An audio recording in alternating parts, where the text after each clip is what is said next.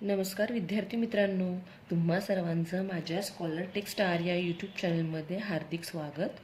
आज आपण पाहणार आहोत इयत्ता पहिली प्रज्ञाशोध सामान्य ज्ञान परीक्षा सराव प्रश्नपत्रिका क्रमांक 3. आज आपण भाषा मराठीचा पेपर पाहणार आहोत. तर सुरुवात करूयात प्रश्न क्रमांक 1 व 2 पासून. प्रश्न 1 व 2 खालील उतारा वाचून त्या खालील प्रश्नांची योग्य उत्तरे पर्यायातून शोधा. उतारा काय आहे तो अगदी समजून घेऊयात. कशाबद्दल दिलेला आहे, कशाच्या रिलेटेड आहे, कशाची माहिती दिलेली आहे या उतार्यामध्ये ते आपण एकदा पाहूयात. चला तर मग उतारा वाचूयात. गौरी रोज शाळेत जाते. तिचे बाबा शेतकरी आहेत. ते रोज शेतात काम करतात. सायंकाळी ते खूप दमून येतात. आई त्यांना जेवायला वाढते. गौरी बाबांची काळजी घेते. बाबा आजारी असल्यावर त्यांना औषधे देते. गौरी बाबांवर खूप प्रेम करते. तर उतारा वाचल्यानंतर आपल्याला समजतं की गौरी तिचे बाबा यांबद्दल माहिती दिलेली आहे. सुरुवात करूयात प्रश्नपत्रिका सोडवायला. प्रश्न क्रमांक 1. गौरी रोज कोठे जाते? तर या उतार्याची पहिली ओळच आहे की गौरी रोज शाळेत जाते. पर्याय पाहूयात. शेतात, बाजारात, गावात की शाळेत. तर गौरी रोज कुठे जाते? शाळेत जाते. पर्याय क्रमांक 4 हे बरोबर उत्तर येणार. पुढचा प्रश्न आहे प्रश्न क्रमांक 2. गौरीच्या वडिलांचा व्यवसाय कोणता?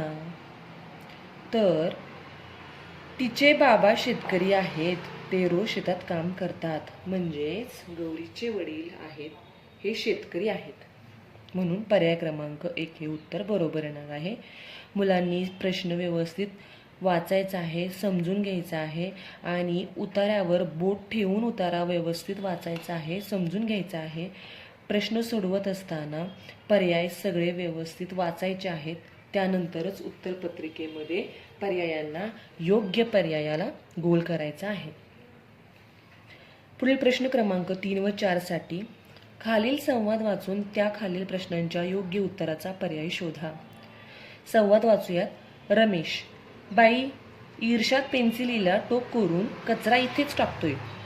बाई म्हणतायत, रमेश व ईर्ष्यात, लक्षात ठेवा, आपला वर्ग नेहमी स्वच्छ ठेवा. पेन्सिलीला टोक करून झालेला कचरा, कागदाचे गोळे कचऱ्याच्या डब्यातच टाका. बघा. संवाद वाचल्यानंतर संवाद कोठे घडला, संवाद किती लोकांच्यात घडलेला आहे, कोणाकोणामध्ये घडलेला आहे हे समजून घ्यायचं आहे. प्रश्न क्रमांक 3. वरील संवादात प्रत्यक्ष किती जणांनी सहभाग घेतला आहे? तर बघा, वरील संवादामध्ये रमेश आणि बाई या दोघांनीच काय केलेलं आहे? प्रत्यक्षात सहभाग घेतलेला आहे. म्हणून पर्याय क्रमांक 3 हे उत्तर आपलं बरोबर येणार आहे. पुढील प्रश्न क्रमांक 4. वरील संवाद कोठे झाला? तर बघा, बाई म्हणतात की आपला वर्ग नेहमी स्वच्छ ठेवा. पेन्सिलीला टोक करून झालेला कचरा, कागदाचे बोळे हे कचरा डब्यातच टाकावेत. म्हणजेच हा जो संवाद आहे तो वर्गात झालेला आहे. पर्याय व्यवस्थित वाचूयात. वर्गात, घरात, बाजारात की दुकानात? तर वरील संवाद हा वर्गात झालेला आहे. म्हणून पर्याय क्रमांक 1 हे उत्तर आपलं बरोबर येणार आहे. पुढील प्रश्न आहे प्रश्न क्रमांक 5. चौकटीमध्ये आपल्याला एक चित्र दिलेले आहे.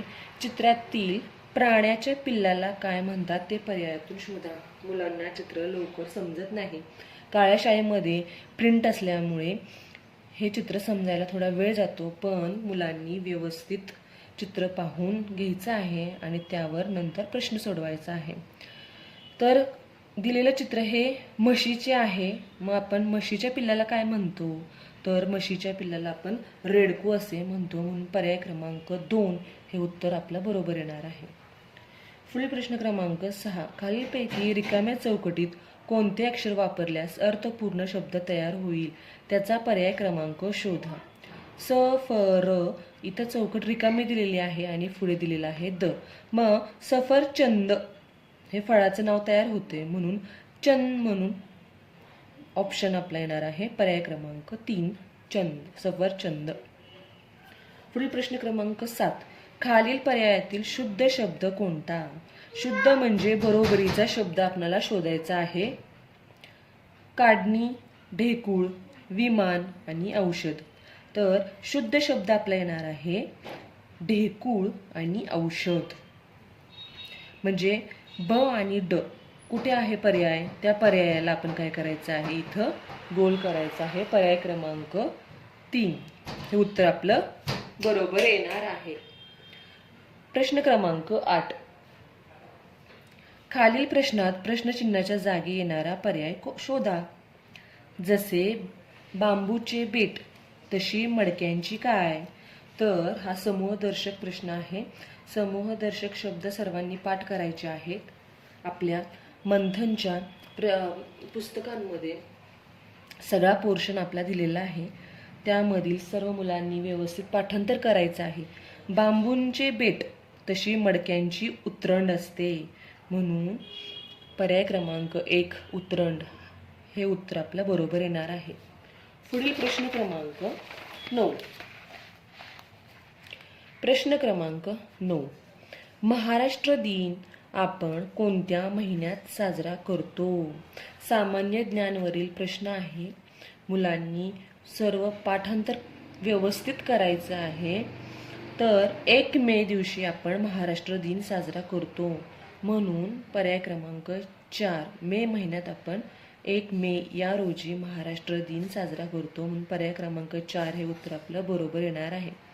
पुढील प्रश्न क्रमांक 10. दिलेल्या चौकटीमध्ये एक चित्र दिलेलं आहे. त्याचं आपल्याला काय करायचं आहे, लिंग पर्यायातून शोधायचं आहे. सोबतच्या चित्राचे लिंग पर्यायातून शोधा. स्त्रीलिंग, पुल्लिंग, नपुंसकलिंग आणि उभयलिंग.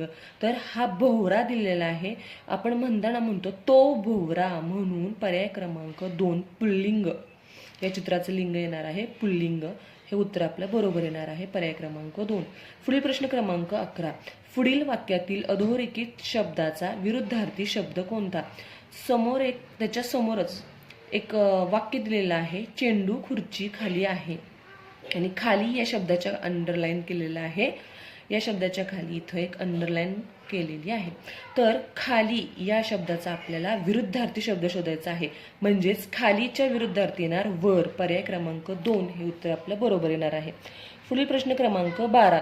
आई या शब्दाचा समानार्थी शब्द कोणता नाही? मुलांनी गडबड करायची नाही. प्रश्न समजून घ्यायचा आहे. इथं आई या शब्दाचा समानार्थी शब्द कोणता नाही? तर आपण पर्याय वाचूयात. वृक्ष, माता, जननी, माय. तर माता, जननी, माय हे तिन्ही पर्याय आपले समानार्थी शब्द आईसाठी होतात. पण आपल्याला विचारलेलं आहे की समानार्थी शब्द कोणता नाही? तर फक्त अ. म्हणजे पर्याय क्रमांक आपला 4 हे उत्तर आपलं बरोबर येणार आहे.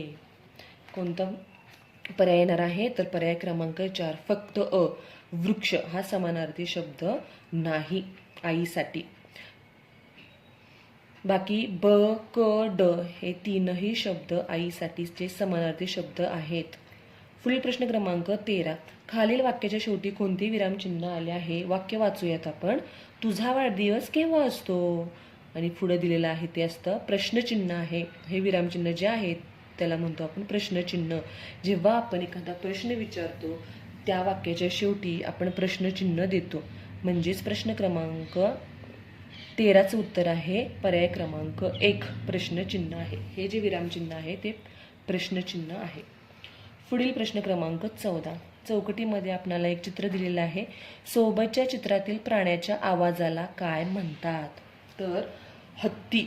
हत्ती काय करतो? तर आपण ते पाहूयात. पर्याय वाचूयात. फुसफुसणे, डरावणे, चित्कारणे आणि खिंगाळणे.